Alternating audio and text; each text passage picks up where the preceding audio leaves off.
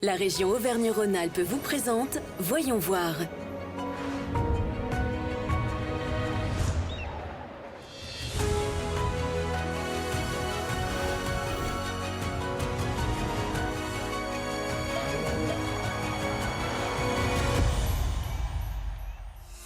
Cette semaine, Voyons voir se penche sur la thématique de la relocalisation. Pour reconquérir sa souveraineté industrielle, la région Auvergne-Rhône-Alpes a adopté un grand plan de relocalisation stratégique. 1,2 milliard débloqué afin de soutenir l'investissement et ramener ainsi 30 000 emplois sur le territoire.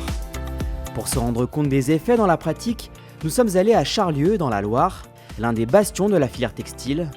Depuis plus de 120 ans, le site des tissages de Charlieu perpétue un savoir-faire ancestral tout en ayant pour mission le développement d'une industrie textile locale, accessible et décarbonée.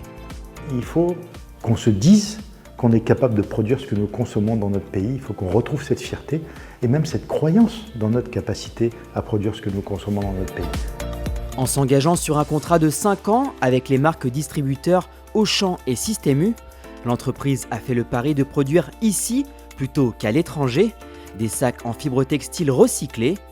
Pour être compétitifs, ils ont investi dans des robots et des métiers à tisser ultra modernes.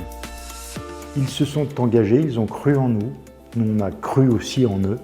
On a un tissage industriel, on a ouvert le premier tissage européen, voire mondial, spécialisé dans la fibre recyclée et qui a des rendements multipliés par 4 par rapport à un tissage traditionnel. Pour mener à bien ces investissements, la région les a aidés à hauteur de plus de 500 000 €. Cette aide de la région, elle va démultiplier le courage du chef d'entreprise pour passer à l'acte. Parce que ça veut dire aussi que la région, ils ont confiance en nous.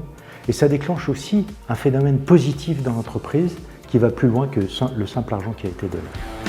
Grâce aux nouveaux équipements, l'entreprise produit non seulement les fameux sacs, mais elle a aussi pu conquérir d'autres marchés. En l'espace d'un an, les tissages de Charlieu a doublé sa taille, son chiffre d'affaires et son nombre d'emplois. Cassandra, ourdisseuse, fait par exemple partie des 70 postes qui ont été créés. C'est le premier maillon de la chaîne. On va tirer tous les nœuds pour pas qu'il y ait de nœuds dans la chaîne. On va piquer un grand peigne qui va déterminer donc la largeur de notre mise. Et cette mise, on va l'installer sur notre tambour. Et c'est le cumul de toutes ces mises qui à la fin va faire notre chaîne en fait, qui va être installée sur les métiers à tisser. Embauchée suite à une période d'intérim, Cassandra ne s'était jamais imaginé embrasser cette profession. La couture, dans l'ancien temps, c'était quand même vachement connu en fait.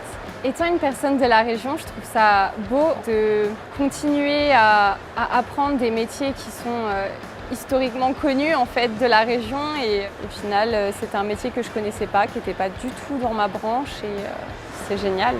Comme Cassandra, vous allez découvrir qu'ils sont nombreux à avoir été embauchés et à aujourd'hui s'épanouir dans les métiers du tissage. Avant ça, faisons une parenthèse dans la vallée d'Oyonnax, dans l'Ain, pour voir comment une industrie locale arrive à rester, elle, compétitive sur le marché de la plasturgie.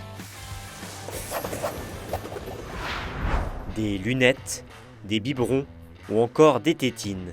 L'entreprise indinoise Buatier fabrique depuis maintenant 63 ans différents objets en plastique. Située dans la vallée d'Oyonnax, Buatier travaille avec une trentaine de clients, principalement locaux. Produite de A à Z sur place, cette lunchbox est le fruit du savoir-faire made in France de l'entreprise. Là, vous pouvez voir que le robot assemble de lui-même des couvercles intermédiaires avec des caissettes, histoire de minimiser au maximum en fait, les gestes humains. Voilà, donc tous ces petites phases d'industrialisation sont faites chez nous. Donc on est en autonomie là-dessus. Et là, à la fin, en fait, on a une personne dédiée qui est formée spécifiquement pour ce produit, qui vient en fait assembler la pièce et la mettre sous pack comme vous êtes. Donc là, vous avez des couvercles qui sont moulés sur d'autres pièces. Et en fait, on vient finir la pièce complètement et la mettre sous pack dans des cartons dédiés. Comme ça, nos clients n'ont plus qu'à mettre la pièce sur des rayons dans des boutiques. Directement produit pour être directement empaqueté. Voici la clé du succès de l'entreprise Buatier. Certaines lignes de production de l'usine ont d'ailleurs bénéficié de subventions de la région Auvergne-Rhône-Alpes. De quoi rester compétitif sur le marché de la plasturgie. Il faut trouver des solutions astucieuses, innovantes, pour permettre de rester quand même assez compétitif par rapport à une fabrication en Chine où la main-d'œuvre est beaucoup moins élevée. Donc dans la conception de produits, quand on relocalise en France, il faut apporter de l'intelligence et un peu d'automatisation également dans la fabrication des produits. Grâce à sa souveraineté industrielle, l'entreprise note depuis quelques années une progression de près de 6% de son chiffre d'affaires annuel. Retour dans la Loire, chez les Tissages de Charlieu, où nous suivons maintenant Patrick dans ses œuvres. Tisseur depuis plus de 30 ans, il a assisté à la perte de vitesse de la filière textile dans le bassin ligérien. À l'entreprise où j'étais, j'ai dû faire au moins une dizaine de licenciements, quoi, à cause des baisses de commandes, des suppressions de marché. Pendant un temps, il a lui aussi dû changer de secteur. Mais grâce à l'essor des Tissages de Charlieu et aux investissements réalisés, il est heureux de travailler à nouveau dans cette branche, avec en prime un outil de travail beaucoup plus confortable. C'est tout automatisé, les aspirateurs enlèvent toute la bourre de partout sur les machines et par terre. En effet, je découvre une nouvelle expérience parce qu'on a un bâtiment qui est vraiment moderne, des métiers qui sont vraiment modernes. C'est le pied, quoi, si on peut dire, que c'est vraiment agréable à travailler, quoi. On a un peu la preuve que le textile en France n'est pas mort, quoi.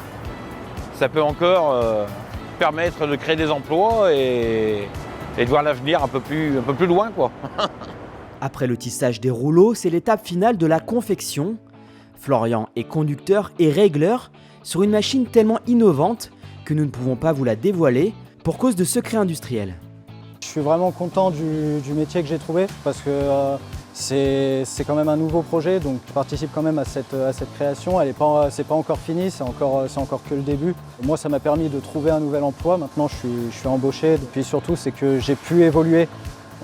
J'étais simple opérateur au départ. Maintenant, je suis devenu régleur.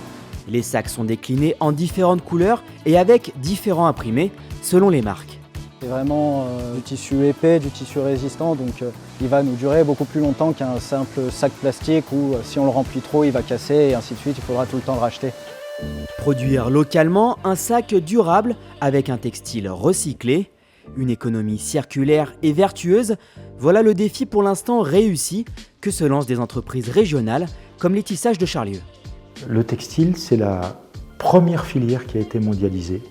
Et on est convaincu que c'est la première filière qui va montrer qu'on peut faire un système industriel différent, plus local, moins carboné, plus diversifié et plus humain.